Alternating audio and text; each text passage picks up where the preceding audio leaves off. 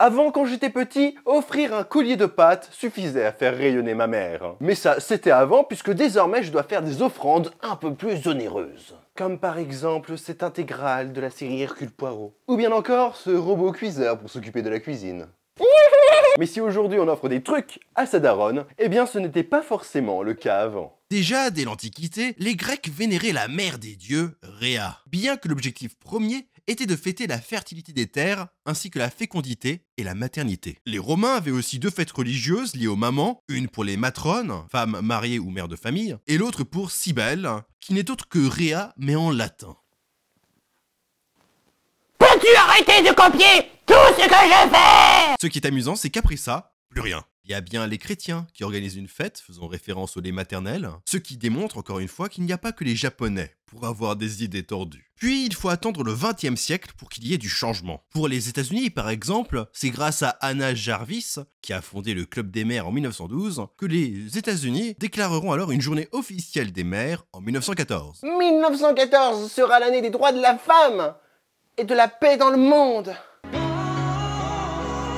Pour la France, ça a été un petit peu différent. En 1906, Prosper Roche, fondateur fraternel des pères de famille méritants d'Arthas, va organiser une cérémonie où il remet le prix de haut mérite maternel à deux mamans de 9 enfants. Ce que je trouve un peu dégueulasse.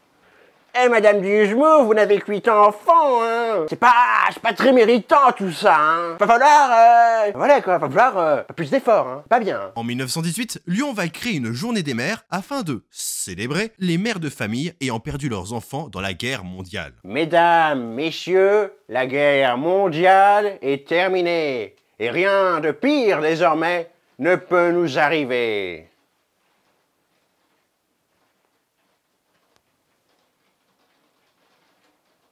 Suite à cela, le gouvernement français va officialiser en 1929 une journée des mères, puis vient le maréchal Pétain qui en 1941 rajoute au calendrier la journée des mères. Ah, 1941. Quelle magnifique année pour renier ses valeurs. Et ce sera finalement le 24 mai 1950 que la loi sur la fête des mères, celle que l'on connaît aujourd'hui, est promulguée et annoncée par le président français Vincent Auriol. Avant, fête liée à la fertilité, désormais la fête des mères, c'est devenu une réunion assez cool, car elle permet de remercier avec amour non pas simplement celles qui nous ont donné naissance, mais celles qui nous ont élevés avec amour et tendresse.